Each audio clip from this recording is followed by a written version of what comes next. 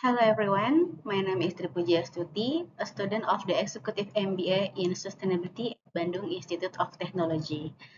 Today, I'm excited to walk you through my midterm presentation for the course Economic and Business Landscape Analysis, which explores the role of the green product labeling and its influence on consumer energy choices in Indonesia. This topic is very close to our sustainability mission as it connects policy design with consumer behavior in the context of energy transition. Let me begin with the objective of the research.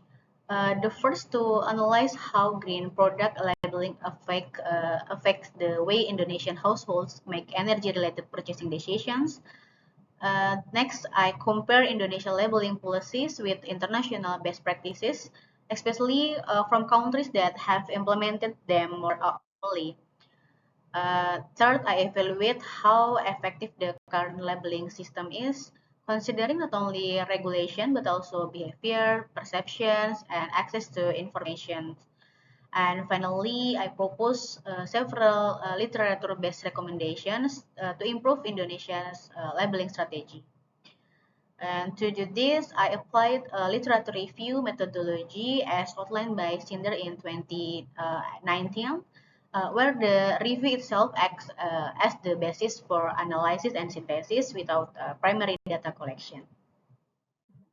Indonesia has set an ambitious target under its Enhanced Nationally Determined Contribution or NDC to cut 358 million tons of carbon dioxide emissions from the energy sector by 2030. That's a big number, but also a necessary one, given that we are the fourth most populous country with over 250 million people as of 2025.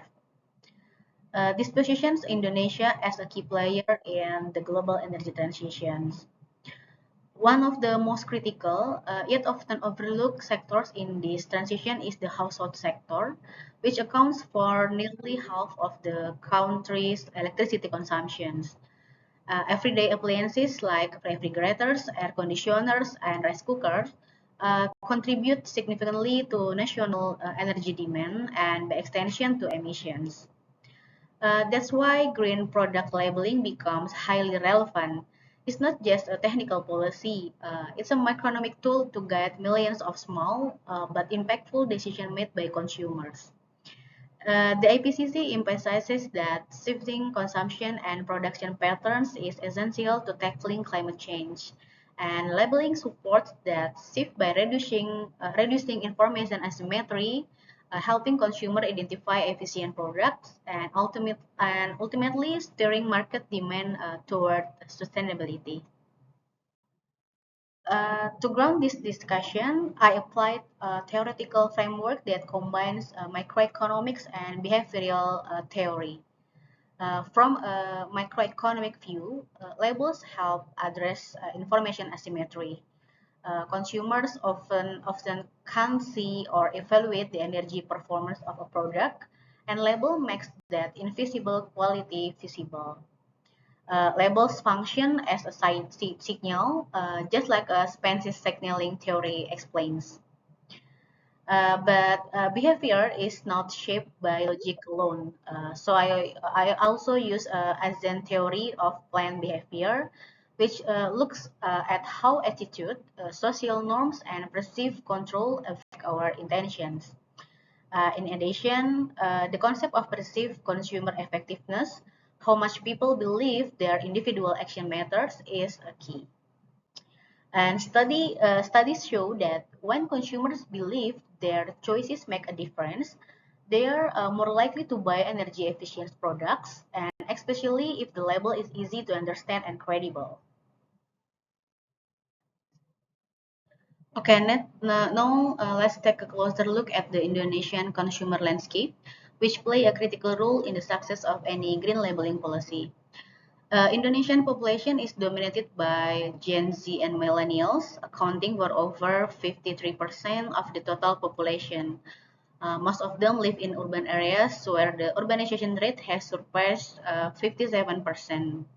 This young and urbanizing demographic presents both opportunities and challenges. On one hand, they are more digitally connected and generally more aware of environmental issues. And on the other hand, their behavior still reflects practical concern, especially when it comes to affordability. And despite the demographic advantage, energy literacy across the population remains relatively low, particularly in rural areas and among lower income households. For many consumers, especially those with budget constraint, price remains the dominant factor in purchase decisions. They tend to focus on upfront costs, not the total lifetime cost of operating an appliance. This is a fundamental barrier because energy efficiency products often come with a higher initial price, even though they can generate long-term savings. And many people simply don't see the benefit or are unable to act on it. Urban households are more likely to purchase energy-consuming appliances such as air conditioners, refrigerators, or washing machines. And this creates an opportunity. So if labeling systems are designed and communicated effectively, they can directly influence high-impact purchasing decision at scale. However, the current label designs in Indonesian fall short. Many are overly technical, lack visual appeal, and fail to communicate clear value to the average consumer. This limits their effectiveness, especially in population with lower levels of education. Note that only 57.3% of Indonesians aged 15 and above have completed high school, and 12.7% have not completed elementary school. Moreover, the lack of trust in label issuing institutions, the absence of supporting fiscal incentives, and limited public awareness campaigns further weaken the impact. And in the end, most household consumers don't fully understand what the labels mean, and without economic or emotional motivation, labeling alone become ineffective. Therefore, to shape consumer behavior meaningfully, green product labeling in Indonesia must be tailored to the psychographic and demographic profile of the population. It must go beyond regulation and speak to real life decision making, especially for the segments that matter most in energy consumption. Globally, energy labeling has proven to be effective, yeah, such as in the European Union. Energy labels have helped reduce household energy consumption by 9 to 25%. In China, studies show that labels have increased purchase intention by 25%. And in Japan, the Top Runner program has led to efficiency improvements of up to 70 73% in certain product categories. So what makes this program successful? A few key things that stand out. Their labels are mandatory, simple to read, and integrated with consumer incentive like rebates or tax credits.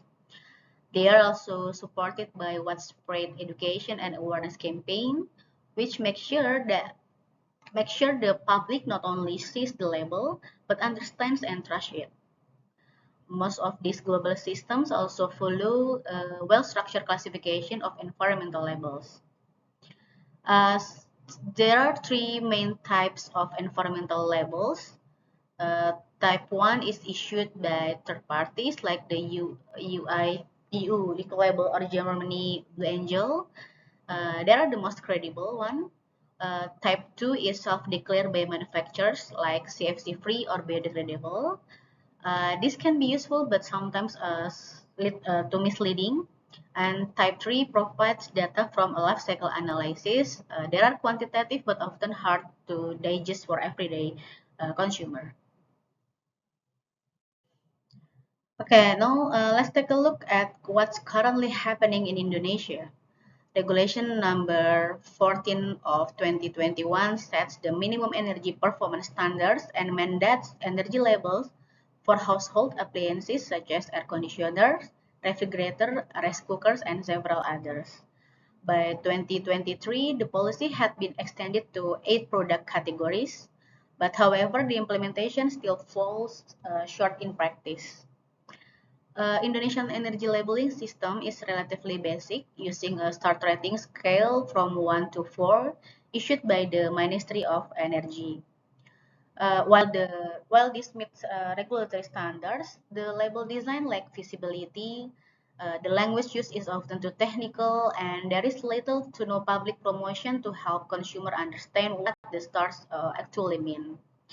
And in contrast, labels in region like the Europe incorporate color gradients, letter grades, and simple icons, and making them more intuitive and engaging.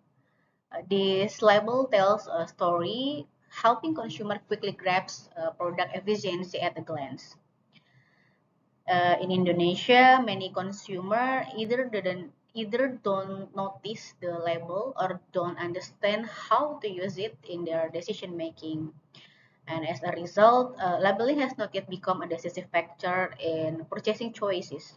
Without a strong supporting ecosystem consisting of public education campaign, financial incentive, and credible institutions, labels alone will not be enough to shift the market toward more sustainable consumption patterns. Okay, let's now turn to the challenges that limit the effectiveness of energy labeling in Indonesia. While the government has introduced minimum energy performance standards and required labeling for some appliances, several key hurdles continue to block their full potential, both in shaping consumer behavior and in driving market transformations. The first one is there's low consumer understanding. A majority of households either do not notice the labels or don't fully grasp what the information means. The technical design of the label just doesn't connect with everyday decision making. The second, we see a clear pattern of price of efficiency. According to surveys, over 60% of Indonesian consumers prioritize the upfront cost when buying appliances rather than looking at long-term energy savings. Third, there's a lack of incentives. There are no consistent fiscal measures, such as subsidies or tax reductions, of course, to encourage the adoption of energy efficient products. This weakens the economic appeal of choosing label items. Fourth, the policy suffers from minimal promotions. There has been a very little investment in public communication or marketing. As a result, most consumers are simply unaware of the label's existence of purpose. Fifth, energy literacy remains low, especially outside a major city. Many Indonesians lack basic knowledge about energy use and efficiency, which limits their ability to evaluate product information critically. And finally, the scope of the policy is still narrow. Labeling currently applies to only a handful of products, such as air conditioners, refrigerators, and rice cookers. This limited coverage prevents it from having a broader impact across the appliance market. In short, for labeling to work as a behavioral and market shaping tool, we need to overcome these systemic barriers, not just fix the label itself. From a microeconomic lens, three factors play a critical role in the effectiveness of green product labeling: information, incentives, and elasticity. The first, information asymmetry. If the label doesn't deliver clear, trusted, and easily understood information, it won't help consumer make better decisions. A label must reduce uncertainty, not add to it. Second, incentives. If there's no price incentive such as discount, VAT reduction, or other financial support, many consumers will stick with the cheaper, less efficient product, even if it consumes more energy in the long run. And the third, elasticity. This is where it gets interesting. Not all products respond to price changes in the same way. For items like LED lights or rice cookers, which are relatively low cost and frequently replaced, demand tends to be highly elastic. Even small price changes can affect purchase decisions. But for durable goods like air conditioner, refrigerators, or washing machines, demand is generally less elastic. These are big ticket items, both less frequently, so consumers are more cautious. However, despite their lower elasticity, these products also consume more energy over time, making them high impact targets for efficiency. But unfortunately, most Indonesian consumers still focus primarily on the initial price rather than the total cost of ownership. For example, a refrigerator with an energy label may cost 700,000 rupiah more in upfront, but could save 1.5 million rupiah over 5 years due to lower electricity bills. Without a label that helps make this cost saving argument visually clear and emotionally compelling, many people will overlook the long term value. This is where labeling must intervene, not just by informing, but by shifting how consumers frame their decisions. By helping people see beyond the price tag, labeling can influence both rational and behavioral dimensions of energy choices. Before we move into the recommendations, let's take a moment to look at what's already been achieved. Despite the many barriers we've discussed, whether that's low energy literacy, lack of incentives, or weak label design, the implementation of SKM or minimum energy performance standards in Indonesia, along with energy saving labels, has already started to show tangible results.